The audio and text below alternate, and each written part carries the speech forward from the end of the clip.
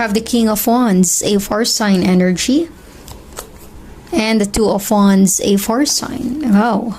So, air sign, Gemini, Libra, and Aquarius, tingin ko may pinagpipilian ka, may option ka sa paligid mo. You are connected with two people. Para bang yung King of Swords na ito may gusto siyang sabihin or aminin sa'yo? And the King of Wands, siya yung action taker. Okay? If this is a relationship situation with the Two of Wands, ikaw ay nalilito or naguguluhan sino sa kanila ang pipiliin mo air sign. Gemini, Libra, and Aquarius. Maaring mas malapit sa'yo yung person na ito, yung King of Swords. Mas nakukonsider mo siya kaysa sa King of Wands, pero mas ma-effort or mas nagbibigay ng action or nagtitake action yung King of Wands compared mo sa King of Swords. Para bang yung King of Swords puro lang salita, wala sa gawa, pero yung King of Wands meron siyang mapapatunayan sa'yo, air sign, Gemini, Libra, and Aquarius.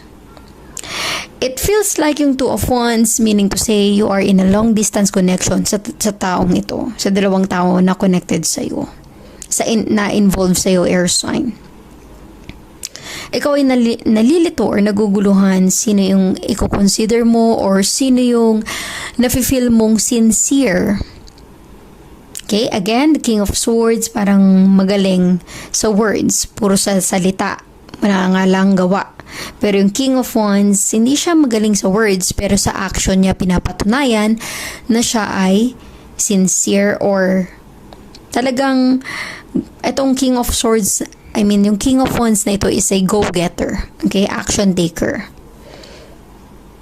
Pero nafe-feel ko air sign with a King of Swords energy, parang mas okay ang connection mo sa King of Swords. Mas nagkakasundo or nagkakaunawaan kayo. So, you are connected with the two energy, fire sign energy and an air sign energy.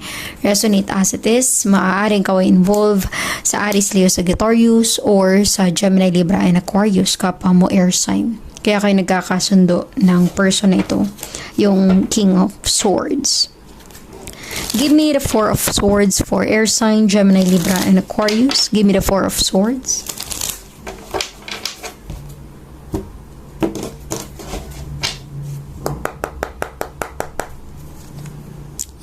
Wow, you have the Queen of Swords, King and Queen.